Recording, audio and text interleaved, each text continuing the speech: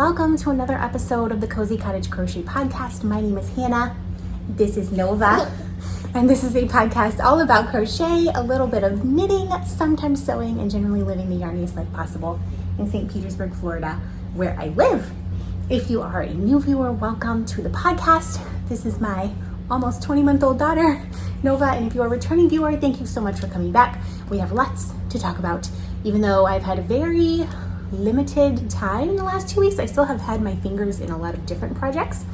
If you're looking for me anywhere on the interweb, you can find me as the Cozy Cottage Crochet on Instagram and Facebook.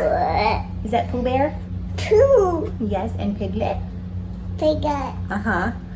And if you have any questions, comments, concerns, anything to do with the podcast specifically, please shoot me an email at thecozycottagecrochet@gmail.com. That is the best way to get a hold of me. I cannot promise I will see it if you send me an Instagram DM. I try to keep up with them, but Piglet, is the book stuck? I think, yeah, there you go. Pages are stuck. We have a make-along running called the Cozy Summer Mal. This is going at least until the end of September because we are making garments for the winter. It does have to be a garment, but you can knit, you can crochet, it doesn't matter, whatever you want to do, because we're always making things off-season or in the season while we're wearing them. Like, we are making spring garments in the spring, and then we can't wear them for a year, and then we're making winter garments in the winter and we can't wear them for a year. So we're trying to make wintry garments. That's a U. Ew. That's a U. M. There's an M on the floor. I don't see one. M. There is an X. X. So you can join on the Ravelry thread that is linked below, my Ravelry group for this podcast. And there will be prizes, and I'm excited about the whole thing. What else can I tell you? Nova, today is Thursday. I normally record on a Thursday, but I normally record. That's a Z, but it does look like an M, doesn't it?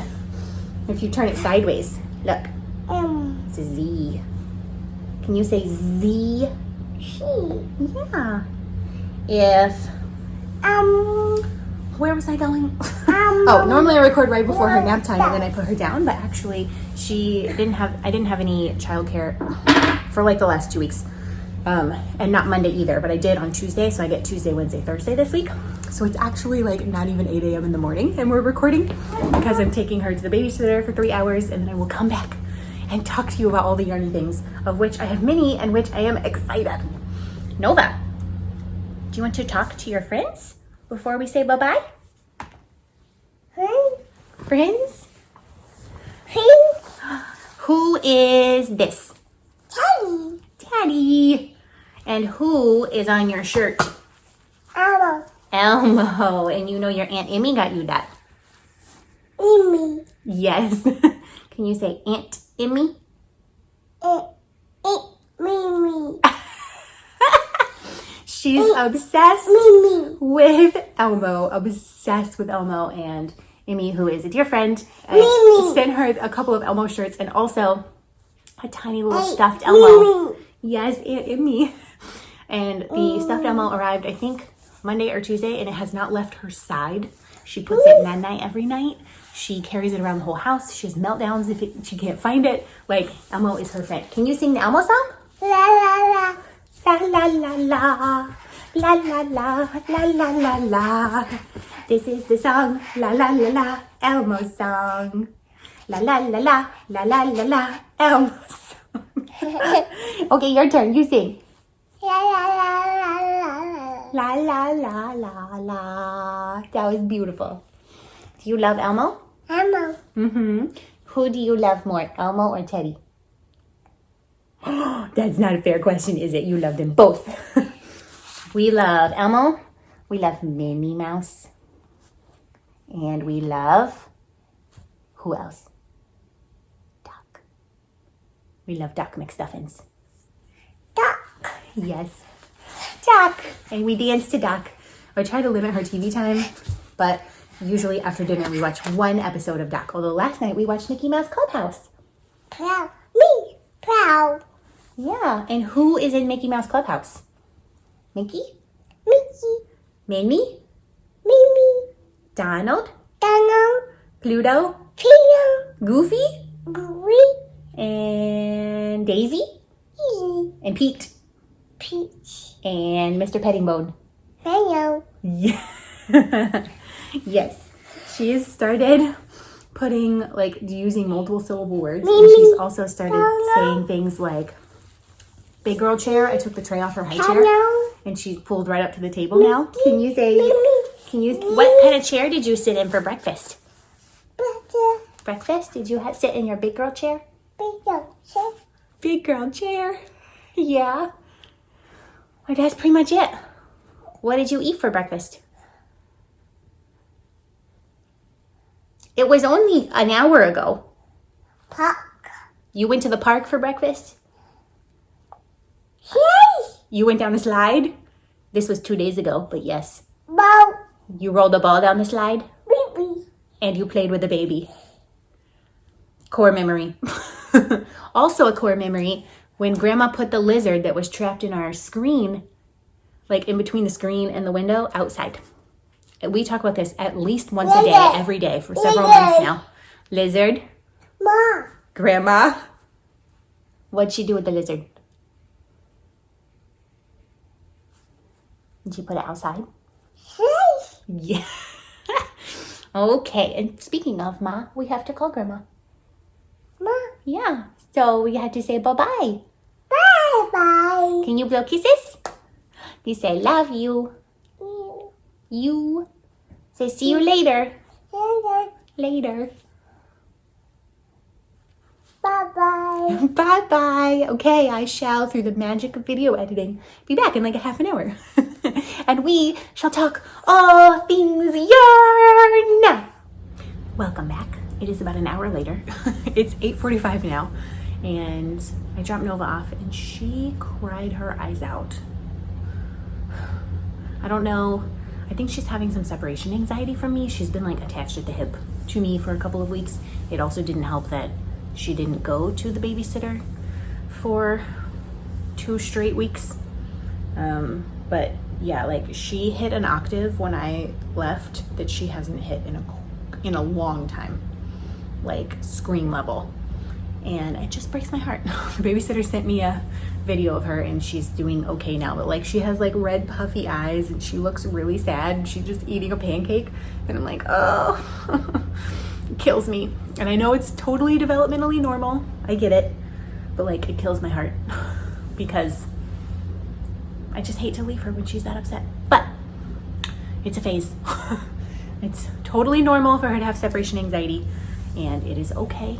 It is okay. So let's talk about yarn, shall we? I thought I would pull out, since there's so many wonderful new viewers up to this podcast lately, my first pattern that I ever released, and it is the Treasure Island shawl, and it is a 1 skein, I would say like a big skein, a 1 big skein project. It is crochet, it is easy, and it is fingering weight, and it is light and summery, and you can see that it's like pink and variegated. It looks like in this lighting, it's like showing up kind of like red, but this is the most popular pattern I've ever released. And it's just so simple. You start at one side and it has these lace panels every so often and you increase, you do some lace, it has this lace stripe down the middle. Can't really see that very well, but there you go. And it comes to a point and then you start decreasing and it's like the perfect thing to wear in the summer because it's not too hot and it's full of, I don't want to say holes. It's not full of holes, but it's very airy and light. You can see how much room there is between the stitches. So I wear, this is one of my most worn ones. I also wear my Siri shawl and my Vanya cowl a lot because they are also either in lace or fingering weight yarn and are made of lacy patterns, so they're super light. And I've just started now to wear more yarn again. For the longest time I like couldn't do it because Nova would yank on it and like pull the stitches, but she's a little bit older now and she's more gentle. So I've started wearing my yarny things again. So yeah, I just thought I'd pull this one out because I'm wearing black, so it looks fabulous. I also want to talk about something that I crafted a while ago that I have never been able to show you because I record this podcast during her nap time, and this guy is always with her during her nap. I restuffed this teddy bear and I resewed many of his parts because he is very, very old. He is as old as my husband, so 34. This is my husband's teddy bear from when he was a kid. He kept it, or rather his mom kept it for him, and it is seriously seen better days. But Nova loves this teddy bear. She sleeps with him for every night, every nap, and usually she's like face down laying on her tummy, and she like puts him on top of her back. It must just feel good to her. And if she's laying down on her back, he's like right here and her little face is poking out. So I managed to confiscate him a couple of months ago, and what I did is I opened his back seam all the way here, and you can kind of see where I did it. And I pulled out his stuffing, which was kind of horrifying because, you know, it's very, very old stuffing. So it came out in one solid piece. There was like a white ghost bear that I pulled out of the shell. And then I restuffed him with fiberfill. I thought I stuffed him pretty well, but his nose needs more already because she always grabs him by his nose. And then what I did is on a lot of the spots that were really, really threadbare, that looked like this, or even this, I sewed up with brown thread and I made them tighter so you can't really see them. Like right here is a huge area that I sewed closed. Behind his neck, around his face, a lot of stuff around his neck. And I needed to do more, but I couldn't because she confiscated him, and it's so hard to get this bear away from her to do anything. So I'm hoping actually I can do a little bit more work on him today, because this needs to be sewed closed. This is super threadbare. So this whole middle seam I need to do something with. His little face seams I think need to be reinforced as well. They're looking really, really sad. There's a spot on the back of his neck, although I might leave that in case I need to unpick his back seam again. He is very threadbare on his little tail and on the tops of his ears, but I don't think, there's no stuffing in his ears, so I think I'm gonna leave that. But yeah, he needs a little more love. It took me, I wanna say like an hour or two to do all that I did on him, and he is much firmer. He's not like, I'm not worried he's gonna literally disintegrate in her hands at this moment. So that's good, but I definitely need to do something about this because this is getting worse.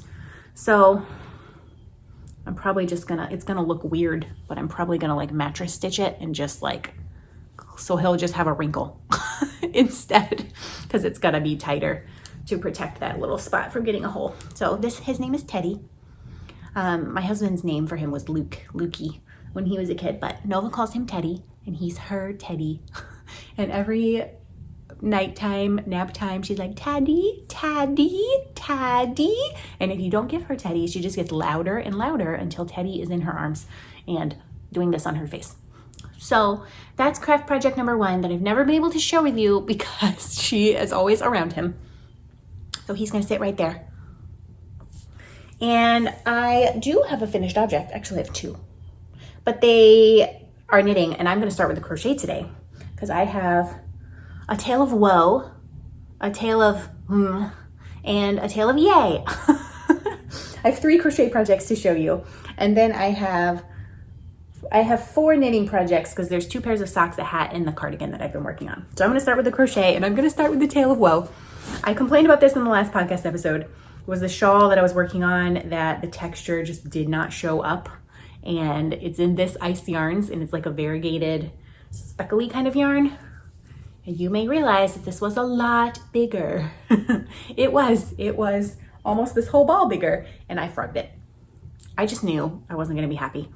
I have been playing around with puff stitches and bobble stitches, etc. And I think I have found the right size of bobble stitch that I want. This is not what it's going to look like. I wanna make a pattern in the bobble stitches. But this did get some love over the last couple of weeks because I want to say maybe 3 separate nights after I frogged it, I pulled it out and just kind of played around with stitches on it for a little bit. And then I would frog that and then I would start over. And the next night I'd pull it out and play with it for like 15, 20 minutes, see what I could come up with. So I really like the bobbles. I want to make a pattern out of the bobbles that repeats every so often, because at least that shows, you know, like the other texture just was not showing on this yarn. So I don't know when I'm gonna have time to sit down and like chart out the bobble design, but my tail of woe is it did get frogged. And frogging it took like longer than I wanted it to. I mean, frogging like an entire ball of fingering weight yarn, I guess it's kind of a lot, but it didn't seem like that much when I started it, but it took forever. It took like a whole episode of something on TV. Why? I don't know. Yeah, I would like to get that charted out so I can like work on it, because it will be a nice mindless project that I can just pick up. And those are the projects I'm really gravitating towards right now. But I don't know. So the next project, the tale of is living in my lovely African lady bag that I got from Kalisha of the Quirky Monday Craft Cast. And what is living in here is a neutral alpaca shawl design. And last time I was like, I really don't know if I'm gonna finish this because I'm really sensitive to alpaca, so I'm not gonna be able to wear this shawl. And it's making me sneeze, like uncontrollably sneeze. So I'm gonna try to like show this to you really quickly so it doesn't get up my nose. This yarn was a gift from a lovely viewer of this podcast named Leslie. And there are 3 colors. This is the last color, it's the chocolate brown. And it is Harriet, Juniper Moon Farm, Harriet. 100% alpaca. The color, there's no color names, it's just dye lots. And I decided after hemming and hawing as to whether I was going to frog this or not, I decided to finish it because I can get through about 1 row, maybe a row and a half before I start it starts really bothering me. So I've just been working on this, not every day, but when I have some time, putting on 1 or 1.5 rows. And this is where I was last time. So I finished the 2nd color and started the 3rd color. And I have this much of the 3rd ball left. So I want to say that that's probably 4 rows, maybe 6, maybe 6 rows. I don't know.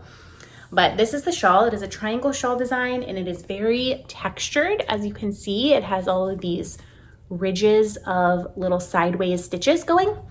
And I believe it looks all warpity, but it's not. I've checked the stitch count and it's not. Once it's blocked, it will lay flat. I'm going to take the leftover yarn of both of these.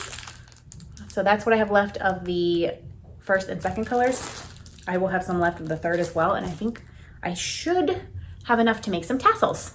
I've never put tassels on a shawl, but I think it will be really, really fun. And this isn't going to be super big, even though it's going to stretch because it's alpaca. Alpaca has a tidbit for you.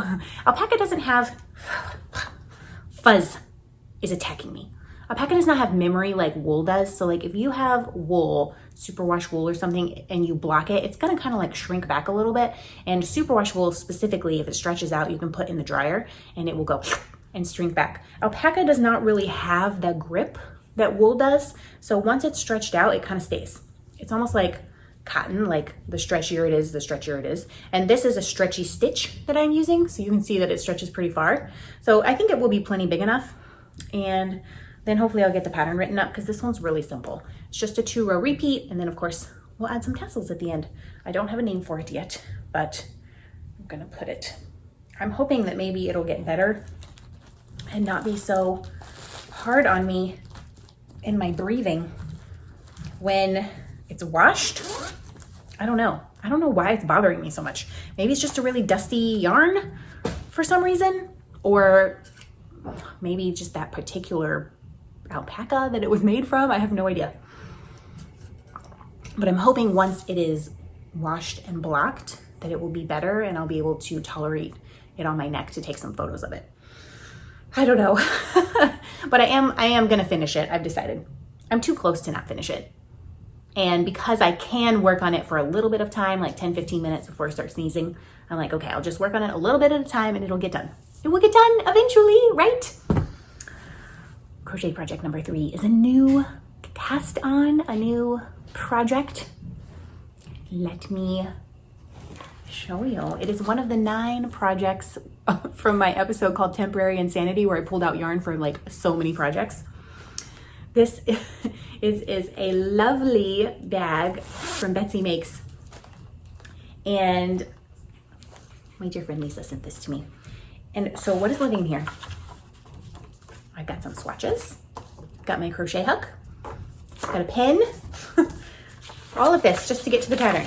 It is the Neverland Crochet Top This is a pattern by Nomad Yarns. She has a lot of really size inclusive garment patterns. And this pattern is a crop top. I am not gonna make it that short because I'm just not comfortable with that, but you can add length. It is actually a bottom up seamed design. So you make the front panel, you make the back panel bottom up, and then you seam together and add these little like floaty sleeves. I have never made one of Nomad Yarns patterns or Nomad Stitches. Nomad Yarns is a yarn company, I believe. Nomad Stitches is the designer. I'll show you. NomadStitches.com. I've never made one of her patterns before, even though I have several of her patterns in my queue/wish list on Ravelry. It is a very clear pattern. There's like photos in the pattern, there's charts in the pattern, but what there is not is a schematic, which, as you know, is a pet peeve of mine. And there is also not any kind of recommendation on what kind of ease you should wear with this pattern. So there's not even like a lot of measurements. So not just that there's no schematic, there's a bust measurement and there's a length measurement. There's no armhole depth measurement. There's no like why is there not more measurements, and why is there no schematic, especially on a bottom up garment? It also, the measurements on this are only in centimeters, which is fine. She's writing it in, I believe she's in the UK right now. What's interesting though, is that the abbreviations, she's using centimeters for measurements, but the abbreviations are in US terms. So I kind of, when I saw centimeters, I had to like really read the pattern and double check to make sure, because in the UK, a double crochet is actually a single crochet in America. So I have started it, and the yarn that I am using is this purple plummy yarn, and let me find the tag. So the yarn I am using for this is from Numa Yarns, numanuma.com. It was sent to me by a lovely viewer of this podcast who simply wrote Yarn Fairy on the bag, so I don't know the name of the person who sent this to me, but it is 100% merino for 100 grams, 400 yards. It is in the colorway Raspberry Jam, and I have 2 of these, which should be enough. Even though I'm gonna add some length, it should be enough, because I have done, these are the 2 swatches that made it. I actually did 4 swatches. This swatch right here, yes, this one was done on a 3mm needle. This one was done on a 3.25mm needle, and then I did a 3.5mm needle, and then I tried, I think, a 2.5 or 2.75, and I frogged both of those midway through. These ones I actually washed and blocked, and what I did is I have going on fabric that I like, not on gauge for this pattern, because there is no way with this yarn that I will ever get gauge that she wants in this pattern. Sometimes that's just the case. So she is using a 50% camel, 50% silk fingering weight yarn, and she uses a 3mm hook, and her gauge is 23 stitches per 4 inches or 10 centimeters. I tried all of those hooks and not once did I get gauge because on the 3.25mm, I believe I was getting 19 stitches to 4 inches, which is 4.75 stitches per inch. Her gauge is 5.75 stitches per inch. And the smaller the hook I got, the tighter this fabric got, and I just don't like how it gets tighter, especially on the really small hook. I didn't like it at all. This yarn is classified as a fingering weight yarn, but it is so plump. Like, look how plump that is.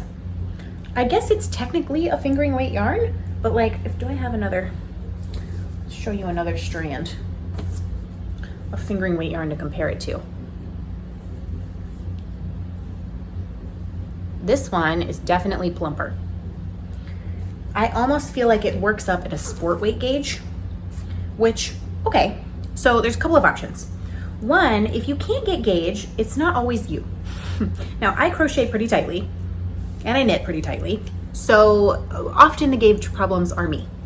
But in this case, it's not me, it's the yarn. There is not a chance that I will ever get gauge ever in a million years using this yarn, using the hook that she calls for. And I do not like the fabric of the hook I would have to use to get gauge. I bet you I'd have to do like a 2mm hook, and it would be like wearing armor. There'd be no flexibility, no give. So what I have done is I calculated my gauge at 4.75 stitches per inch. Now, if you have less stitches per inch than the pattern calls for, your garment is going to be bigger. If you have more stitches per inch than the pattern calls for, your garment is going to be smaller. So I almost always have more stitches per inch, and then I'm like adjusting numbers based on that because my garment's gonna come out too small. Well, in this case, my garment is going to come out way too big, and I have to actually go down a size. So I would normally make the extra small, medium or large perhaps version of this. I'm actually making the small. And because this does not have, so let's see, I worked out that I would need, so if my bust size is about 38 inches, maybe 38.5 right now, which is smaller than before Nova. Not just when I was pregnant, but like before I got pregnant with Nova, my bust size was like 1.5 inches bigger than that. So I have lost some real estate in that department. So I need about 97 centimeters around. So I was going to make the 104 centimeter version, which is the large size, if I got gauge. However, because I got 4.75 stitches per inch, I actually need much less stitches, and I didn't write down all of my calculations anywhere on here. I just did them on my phone, I guess. But I calculated that I actually need, the closest size is 99 chains to start with, which is a size small. So that would be 84 centimeters around. But because my gauge is bigger, it's not gonna turn out 84 centimeters. I'm making the size small, and with my gauge, it will turn out the same size as the size large. Does that make sense? I feel like I'm like going in circles here. This is, I totally understand, a privilege that I have as like a medium-sized person. If you live in a very small body and you have too many stitches or too few stitches, you're gonna, like if you have too many stitches, you can adjust up in pattern size, but if you have too few, you're gonna have a hard time adjusting down because most sizes don't go below extra small. If you're living in a larger body and you're already at the top end of the pattern grading, and you have too few stitches, there is no, the math has not been done for you to just make another size. So I understand that this is a privilege that I have just because of the body I live in. If this was not the case, I probably would just be using a different yarn so that I could try to get gauge. Because this has charts and patterns, etc., like lace pattern, there's no way I would want to rework the math on this to fit my gauge. All that to say, sometimes it's the yarn and it's not you. Maybe it's a combination of the yarn and you, but like I'm never getting gauge with this yarn. So what I'm doing is making the size small. And I am really enjoying it so far, like super duper enjoying it. I've actually done like 7 rows, I think. And my only other complaint about the pattern is it doesn't say how much ease you should have. It doesn't say if you should have negative ease, positive ease. I'm guessing you shouldn't have too much ease, or maybe none at all, but it doesn't say that anywhere in the pattern. It also doesn't say what size she's wearing and what size bust she currently has in this picture. So you don't really know how it's supposed to fit. Now, I want that information included in a pattern because I want to know how much ease the model is wearing. Then if I want more or less, I can adjust, right? But it's really helpful information and it's not hard to add to a pattern. So other than that, it's like a really clear pattern, but I do wish it had a schematic and I wish it had information about what kind of ease is intended for the pattern or what kind of ease she has. The small size, let's see how much yarn the small size uses. It uses 590 meters for the crop top version. I need to make it longer. The crop top is, well, I don't know, it's in centimeters. It's probably about 37 centimeters long in the picture. I don't even know how many inches that is. But I made a note here that I would want at least 45 centimeters in length, which is about 17, almost 18 inches. So I should have enough yarn to do that. It shouldn't be a problem, but we'll see. So these are my two swatches. This is the 3mm, and I know because I tied 3 knots in the yarn. You can even see them right there. And this is the 3.25mm, and that is the hook size I ended up going with. And this is what I have done so far. So this is the bottom. You do some mesh, and I just started the mountain sequences. So on the small size, there's gonna be like 2 mountains. And I've done 4 rows of mesh and 3 rows of mountaining. And I even preemptively, can't even see it because it's the same color.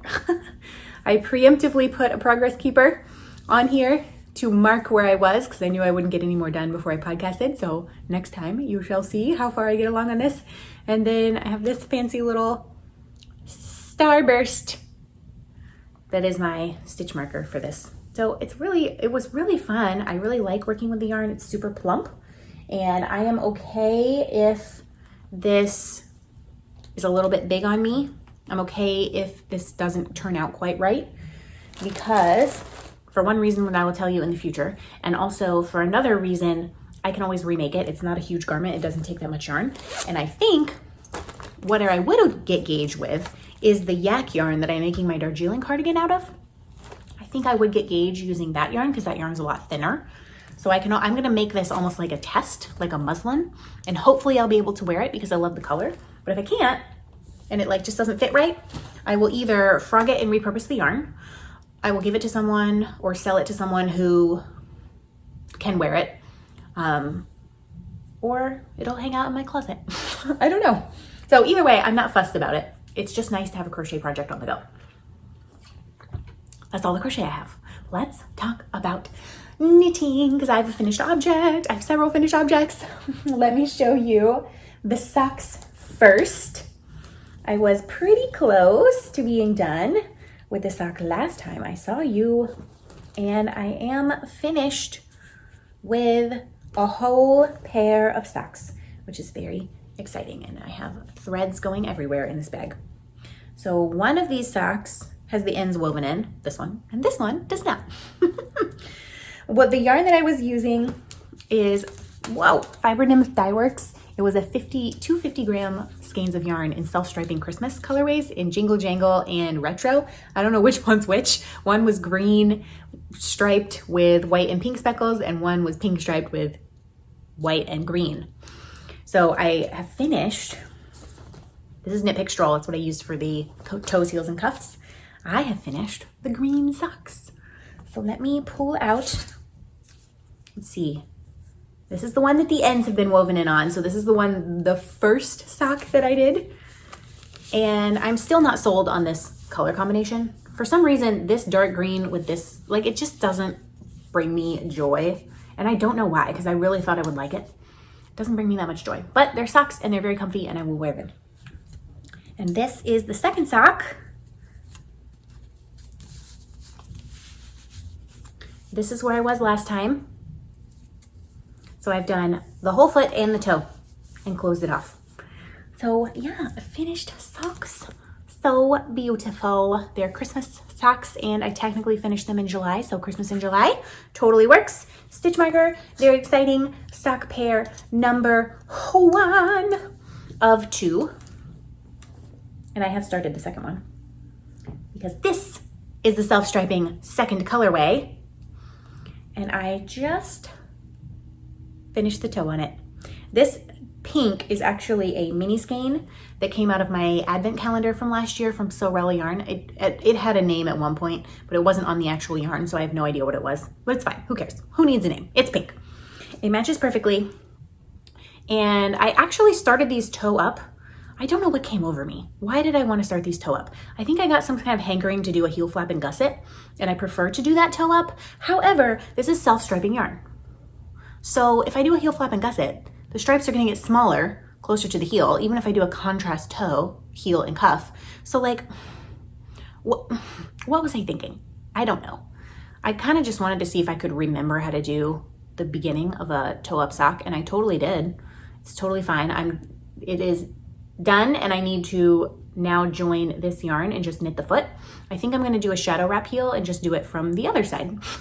So I always knit them cuff down. Now I'm going to knit it toe up, which I don't know. I don't know what I was thinking, but it's happening, I guess.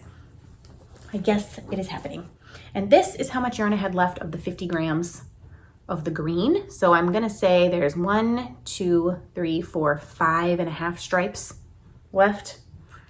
And the sock used 1, 2, 3, 4, 5, 6, 7, 8, 9, 10, 11 stripes. So 22 stripes were used in the socks. I probably have 5, maybe 6 left because this is I had to do some winding off so I could start the socks where I wanted to with the green at the top. So yeah, that's finished object number 1. Socks, socks, socks. I'm going to leave these out so that I can weave in all those ends. I'm going to take this stitch marker off so that it does not accidentally go through the washing machine. That would be terrible because I really love this little stitch marker. It always lives in my sock bag. So that's sock number 1. Sock number 2, I honestly thought I was going to get finished by the time I recorded, but no. No, it did not happen. I am on my way though. I just started the toe. So this is a pair of socks that is like totally outside of my color comfort zone, but for some reason I'm obsessed with them. No idea why. This is from Big Little Yarn Co. It is a sock set. This is the colorway Matsuni. It's like earth tones, autumnal. And this is the colorway, can't find it, Strawberry Jam. You can see my little nug of yarn is getting teeny tiny and there won't be much left at the very end. This is sock number 1, which was done last time, I'm pretty sure. Yes, this was absolutely done the last time. And no ends are woven in on this sock. So, you know, my weaving in ends, that happened one time on one sock. So this is what the sock looks like. I just am like obsessed with it. Really, really obsessed with it. And this is sock number 2. This is where I was last time. I believe I was halfway through the heel, I think. Yeah, that seems right. So I did the whole heel, the whole foot, and I have just done 1 round of the toe. So these should be done next time too. Just a toe, you say? That's nothing. And then I guess I'm gonna have to go digging in my stash and pull out some more sock yarn and make some more socks. Oh darn. Just for anyone who wants to know, because someone always asks, the way I knit my socks currently, except for this random fluke of a toe up situation that I have going on, is I cast on 64 stitches on 2.25 millimeter needles. They are Chalgu red lace 9-inch circulars. I knit the entire sock on 9-inch circulars until it gets to the toe where I literally can't have enough stitches to go around, and then I switch to magic loop. I do not like magic loop. I do not like DPNs. I do not like any kind of knitting other than around in a circle. So I do 15 rounds of 2x2 rib, 15 rounds of stockinette cuff, sometimes 16 if I'm changing colors here. And then I do a shadow wrap heel, which is by Denise of Earth Tones Girl. I do the stockinette foot for about 5.5 inches. And then I do the rounded toe from Mina's 2 at a Time vanilla sock recipe. Mina is the knitting expat and I love a rounded toe. The toe up socks that I just showed you, I did a toe up kind of like wedge. That doesn't bother me, but a decreased wedge toe seriously irritates my toes. I just can't handle it. I love a rounded toe on a top-down sock. It just fits the way my feet are fat perfectly. Like I have kind of like regular-ish feet and then it gets to my toes and then my toes are fat. It's fine. I've accepted this. It's not a problem in my life except that the seam on toes and the way there's extra fabric on a decreased wedge toe, it just deeply bothers me. So we're just avoiding that altogether. And I just do a rounded toe because I love it. So if you have fat toes like me, I highly suggest a rounded toe. But wait, I have another finished object. Yes, I do. And it is a sockhead hat. Now, I think I have the pattern somewhere. The sockhead hat is a free pattern, highly recommend. This will be the 3rd sockhead hat that I've made.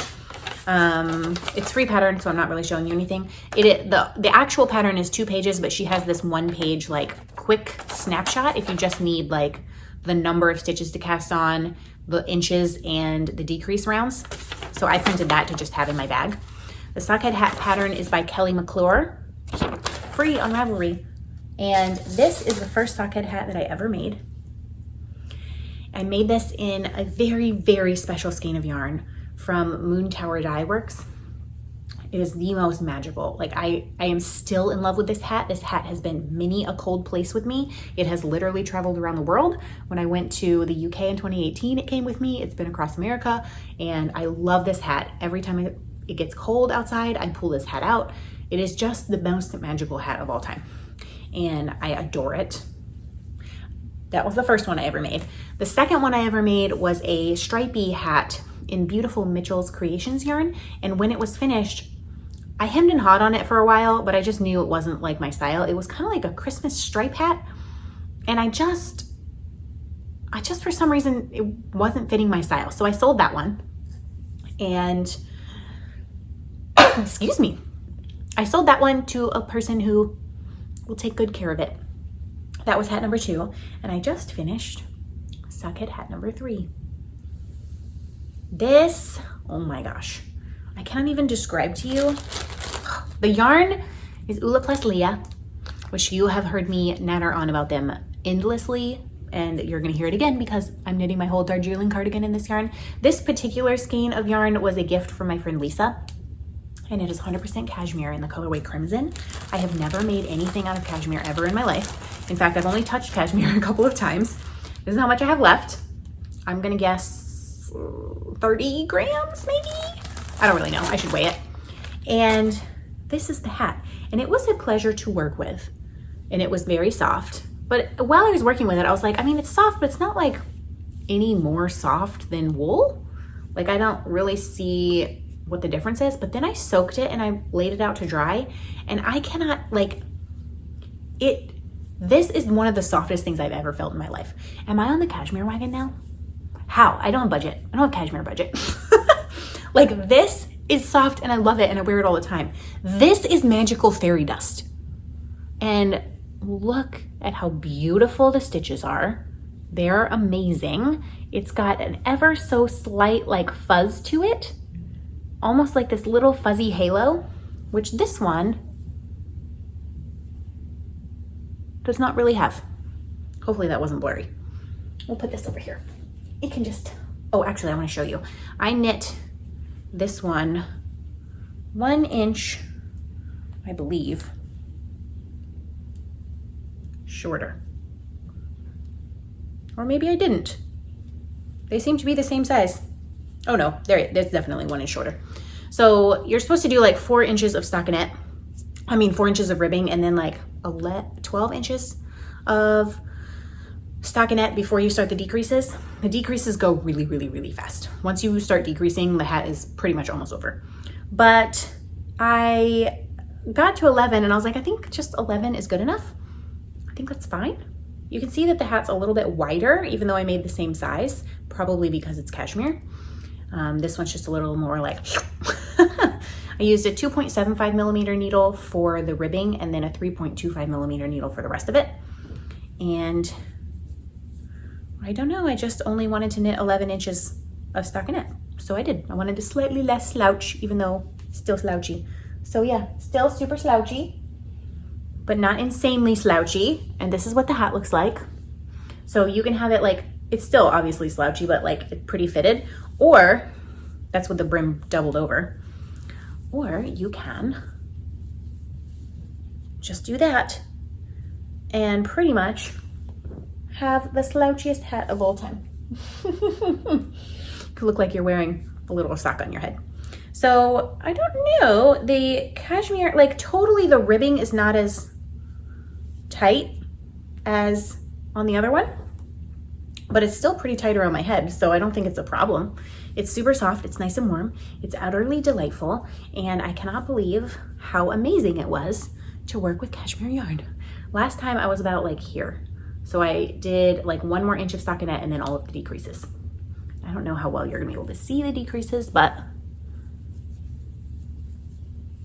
that's kind of what it looks like. So yes, this is very special. And also it's special because it's like my meditation hat. This is the hat I work on in the morning for 15 minutes before Nova gets up. I usually get 2 or 3 rounds. When I did the decreases, you're decreasing like 12, some 15 stitches around. So I tried to do, when the decreases start, you do a decrease and then 2 stockinette rounds. So I tried to do 3 rounds every morning. But yeah, I don't know. I'm like a super fan of cashmere now. And I'm just really, really excited to have that finished. And it's going to join this hat, I think, with being a very treasured possession. So thank you, Lisa, for the beautiful yarn. I'm so glad it's like living its best life now. And it was just a pleasure to work with cashmere. It was like so cool. But now my meditation project in the morning, I wanted to start another sockhead hat. I know, I'm just on a sockhead hat kit because it's just so mindless and like repetitive, and I can do it when I'm like doing my meditation, breathing, things like that. And I am making one in this color. This was a sock blank that I showed you several podcasts ago. This was a sock blank that was dyed by my dear friend Maria, who is used to have the yarn company Fat Bunny Yarn, and now she works for another yarn company called Olive Into You. So she invited me over to her house and she dyed this sock blank neon hot pink for me. And so normally, when knitting with a sock blank, I would just knit straight off the sock blank. However, because this is miles and miles of stockinette, I did not want the kinks in the yarn to affect the hat, and I know that it would show. So what I did is I took the sock blank and I wound it back into a hank. Then I soaked the hank, and then I hung it, I like squeezed all the water out and hung it up to dry with a plastic hanger on the bottom so that it would kind of like just weigh it down slightly. And there's ever so slight, you can see it's kind of like wavy a little bit, but it's not kinky. It didn't look like ramen noodles anymore. So it was an extra step, but for what this is going to become, I felt like it was a worthy and necessary step to take. And I have actually started it. I started it yesterday. I cast on in the afternoon because I cannot be trusted to count stitches at 5:30 in the morning. So I cast on 144 stitches yesterday and did 1 round of ribbing. And then this morning I did my 2 rounds. So I just barely started. And I cannot even tell you, just like one of my favorite colors of all time, hot pink, oh yes. I cannot tell you how excited I am about this hat. So I don't know how long it will take to knit. The other one took me quite a while because I only pretty much work on it in the morning for 15 minutes before Noah wakes up, and every once in a while I'll get like 20 or 30 minutes when she sleeps in, but that's pretty rare, let's be honest. It's living in this bag, and I want to ask for your opinion / help on this. This is a Tanny Casey project bag. It was a gift a long time ago, and I love this bag for a hat. I've used this bag so many times. It's got canvas on the inside and wax canvas on the outside, and it just smells. It smells musty. And I don't know why, because it has been with my other bags. It has not gotten wet. Like, it just smells. And it made this whole project smell, and I just kind of dealt with it. But as soon as the project was done, I was like, oh, well, I'm washing my hat. I will wash this too. So I soaked the hat, and I also soaked this bag.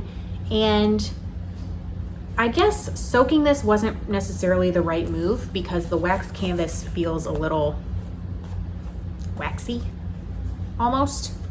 And it's like, it has these like wrinkles on it that I didn't have before. And it smelled good when I pulled it out, and I let it dry completely. I like air dried it in front of a fan. There is no moisture anywhere in here. And it smelled good for like a day, and now it smells again. And it's sitting next to all my other projects, and they do not have that smell. It's literally just this bag. And I don't know why it smells like that. And I can't understand why it wouldn't come out in the wash, or why it would come out in the wash and then like come back when the scent of the wash like wore off. Has anyone ever had that happen? What do I do with this bag? Because I really love this bag. I don't want to like get rid of it, but also it's stinky. It's not as stinky as it was before. So that's saying something, but it is stinky and I don't know what to do about it. Should I dry clean it? Like, how are you supposed to wash this? I used soak wool wash and it was scented. So I really don't know what to do about that. Has anyone had experience with a bag becoming stinky for no reason? Like, I truly am baffled by the whole process. If you know, please help. Okay, last project is my Darjeeling cardigan, and I'm gonna take this off because I'm gonna be putting on a sweater. It is not finished, but a sleeve is finished. It's living in my giant project bag that was made for me by my BFF, Caitlin. And there shouldn't be any strings. Yes, there's no strings attached to it currently because there's no yarn attached to it currently. I do have to do the second sleeve. We have this yarn, which is 100% yak yarn from Ula Plus Leah. And I have all kinds of notions in here. A stitch counter, a measuring tape. This is Pearl Soho Tussock yarn. It is a mohair silk blend in lace weight. So I'm holding one strand of fingering weight yak and one strand of lace weight mohair silk. The pattern is the Darjeeling cardigan by Knitting for Olive. It is beautiful. The pattern is very well written. I've pretty much not been confused at all by it, except that it has no schematic and only one picture. But other than that, it's totally fine. And I want to show you, well, let me show you the sweater and then I'll talk about the sleeve. So as you know, last time I finished the body, and now I have finished one whole entire sleeve. Let me put it on. I'm literally so excited about this. I cannot. Like, it is the best thing in the world. It is long. It is drapey. It goes down below my butt. It is magical in every way. This is the sleeve. I actually made the sleeve like about an inch, half an inch longer than called for in the pattern because I want to be able to do this with it. The pattern, I think, has it stopping like right here, and when my sleeve is just relaxed, it stops about the knuckle on my thumb, which is what I wanted. That's what I was going for, and I just tried it on like 100 times because y'all know, if you've been around, I have short arms, and so arms and patterns don't fit me appropriately, which is super irritating. I always have to make adjustments. It's not super irritating, like, it's just mildly irritating. You need to adjust things for your body type. That's why we make our own clothes, right? It's just, I can never just sit down and knit a sleeve. It doesn't work like that. But this one, I actually knit exactly as written, except that I had 4 extra stitches when I picked up stitches around the arm that I decreased out before starting the rest of the decreases. And then I knit stockinette as long as they told me to. And then I knit a little bit, teeny bit extra ribbing. And I thought that I really wouldn't like such a long cuff. I've literally hemmed and hawed about that for a while. Like, do I want to just have this much ribbing? But I actually really like it. So I'm glad I kind of stuck with it. I was like, I can always frog it. And by frog it, I mean cut it off, because there is no frogging this yarn. Not in a million years would I be able to frog this if I ever needed to. I have laddered down to fix a couple of stitches in the ribbing, and like, it's literally like teasing it apart. It is like, this is never going to come undone, because this is mohair held with yak. So that's sleeve number 1. The reason I'm only one sleeve done and not onto the second sleeve is because I put this whole project on hold for a bit, because as you will know, I complained in the last podcast episode that I have the 2 shorty sets of Chalgu Twist shorties, and not the size I need, not in a 5.5 millimeter needle. So I had to pick up the stitches for this and do the short row shaping at the top using magic loop, which I loathe. And it was giving me, you can even see it right here. Well, yeah, you can. See this hole right here? There's a couple of holes on these stitches that are not anywhere else on the sleeve. That is from the laddering from Magic Loop. And I don't find that I get that laddering on like a sock, maybe because the needles and the cables are so small. But on a 5.5 millimeter needle, like, it's kind of a big deal. Like, it's on both sides for like 3 or 4 rows in a row. And I was like, ugh. So 2 things happened. One, my lovely friend Amanda Amazoned me a needle, a round needle. This is a Addie Skacel Turbo needle. Skacel is the name. Addie Skacel. I've never used an Addi needle in my life. Can you tell? So this is an Addi Turbo needle in a 5.5 millimeter, and it is, doesn't say how long it is. I'm sure it says somewhere how long it is, but it's basically like maybe 12 inches or something. So this appeared at my door and I was like, oh my gosh, like, cause this thing made me so upset trying to do magic loop. So this is one thing I have tried. The second thing I have tried, I want to show you, is someone else commented and said, what you can do with a ChiaoGoo needle is get a 4-inch tip. Now my ChiaoGoo interchangeable set has 5-inch tips, not 4-inch tips, but you can buy 4-inch tips or a 4-inch set. A 4-inch tip of a 5.5 millimeter needle. And then they make this little thing right here. So this is the cord, this is the needle, there's this. This is called a large to small connector, so that you can actually connect a large needle to a smaller cable. And then, so she said to do that and then put a 5 millimeter needle on the other end.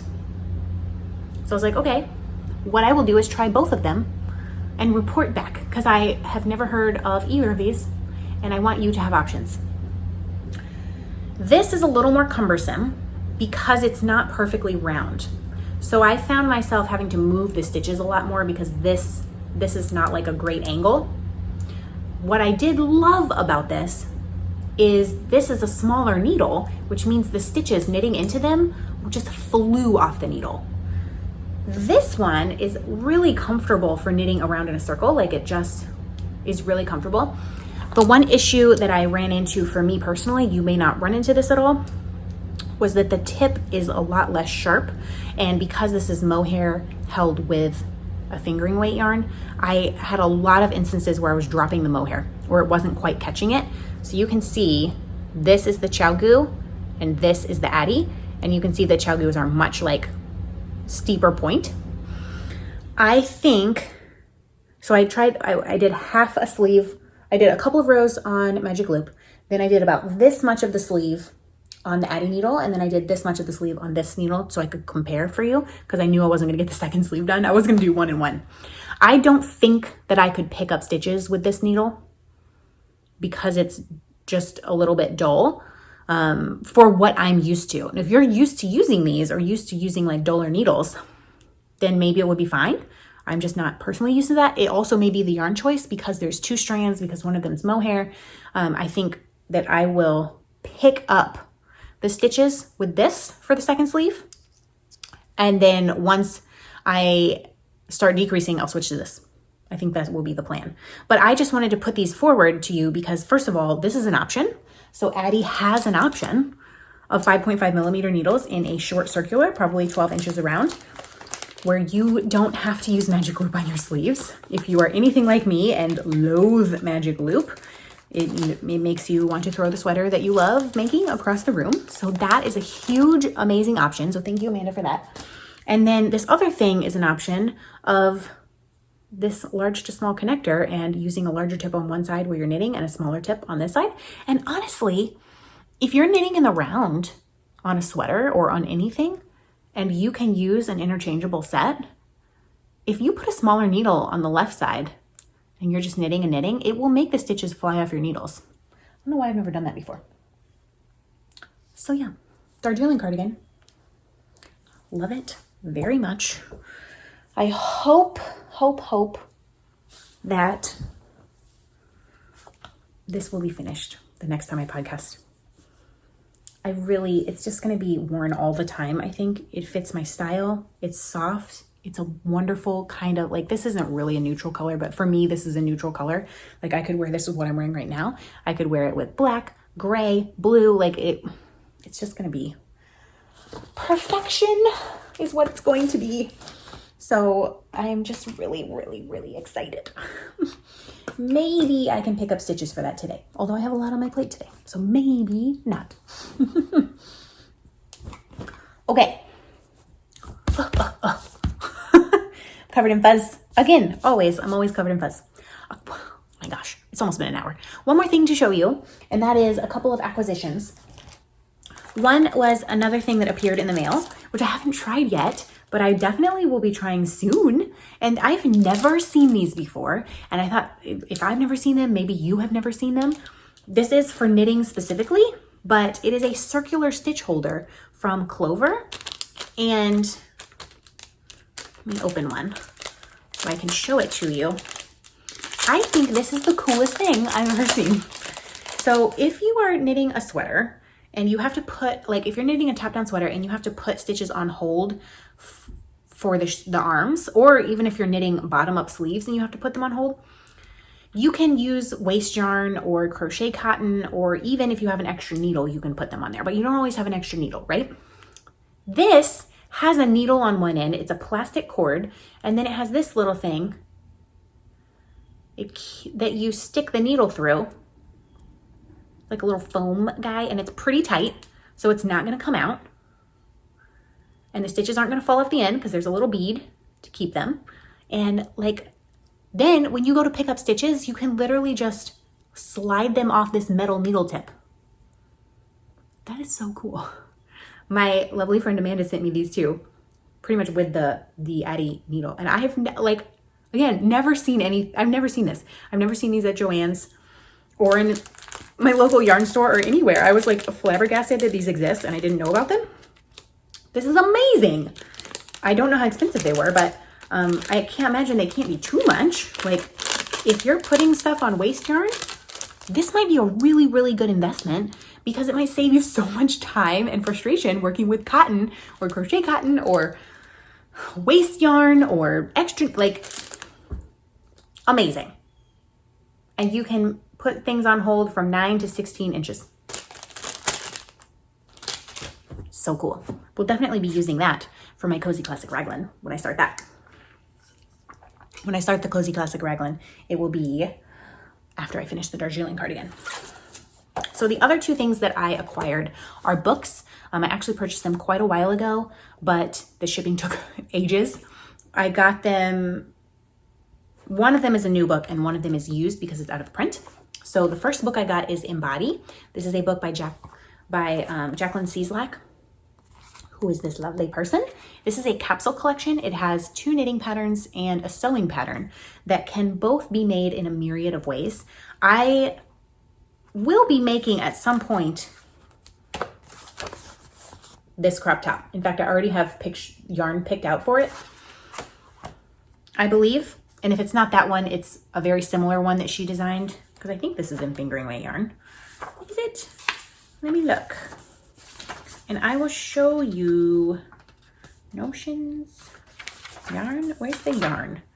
Sport weight gauge. Actually, I think I did have sport weight.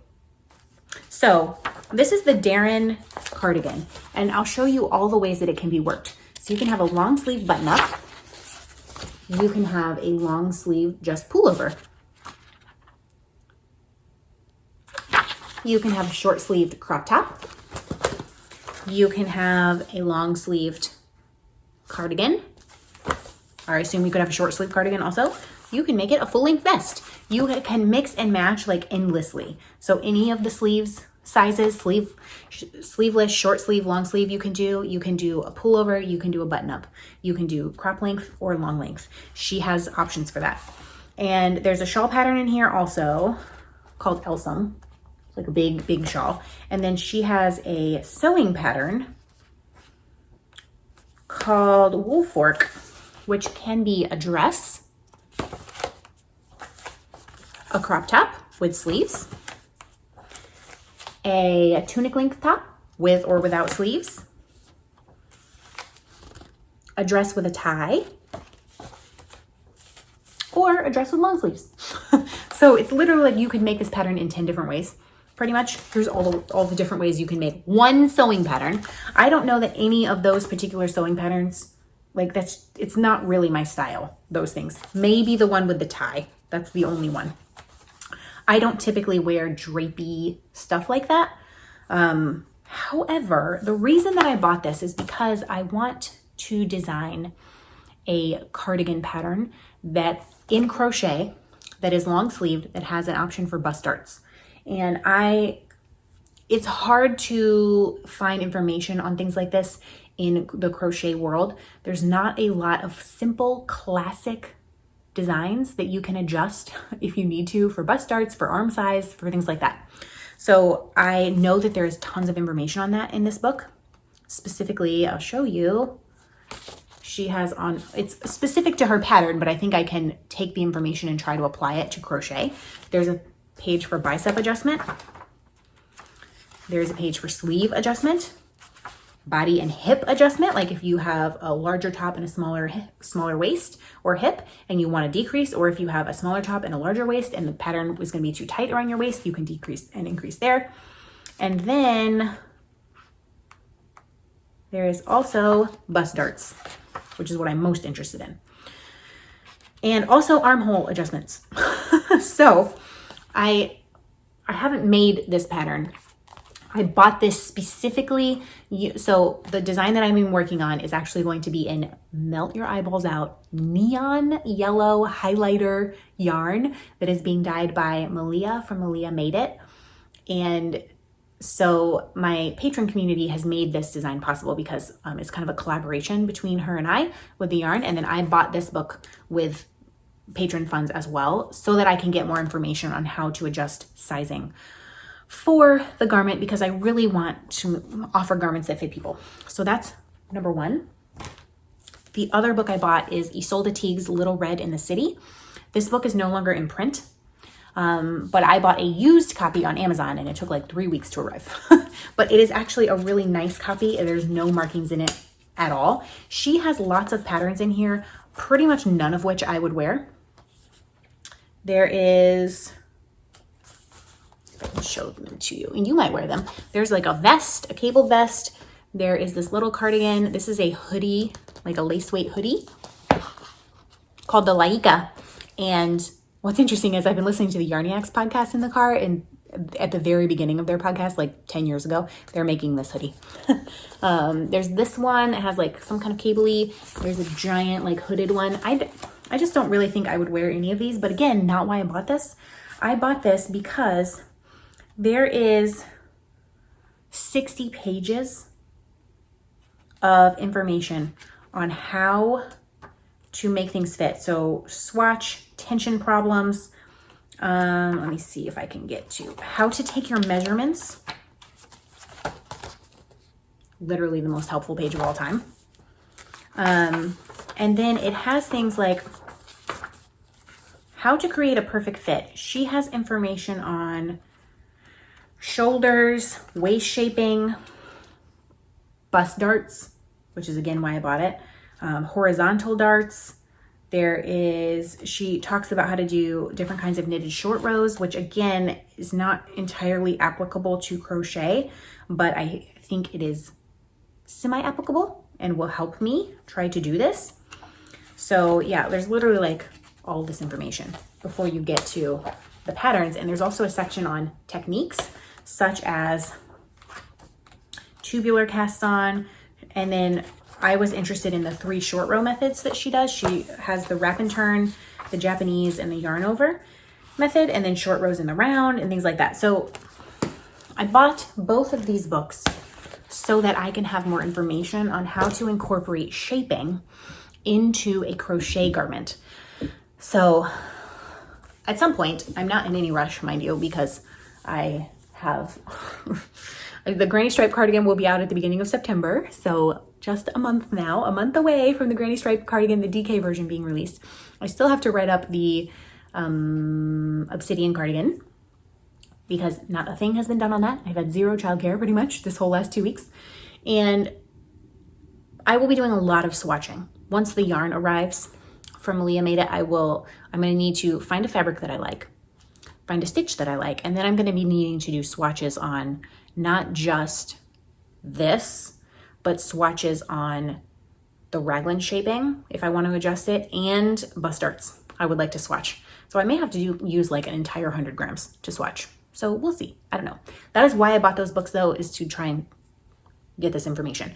My future eventual goal is to have a DK weight version of this cardigan that is in my head, and then take those techniques and translate them into a fingering weight crochet cardigan that is like a super classic staple wardrobe piece and can be made in long sleeves or short sleeves. That's my goal. We'll see if it happens. I mean, it will happen. It's just a question of, will it take me 2 years? Probably. But hey, can't rush creativity, y'all. So yeah, it is, oh my gosh, it's almost 10 a.m.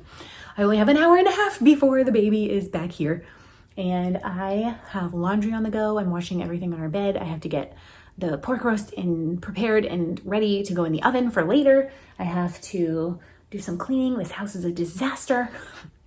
That's what happens when you don't have childcare for 2 weeks. So yeah, there's a lot going on. And I feel like I've been rambling for a really long time, but thank you for sticking around. I'm sure I have a million more things to tell you, but I'm going to sign off because we just have a lot to do today. So all the love from me to you. Leave me a comment below. Let me know what you're working on. If you have any tips about what to do about this bag, please let me know because I don't know what to do about it. And yeah, happy August, y'all. Happy start of school. If school is starting, like down here, school is starting. I know up north it starts later, but down here it starts like next week. So exciting. So happy crafting.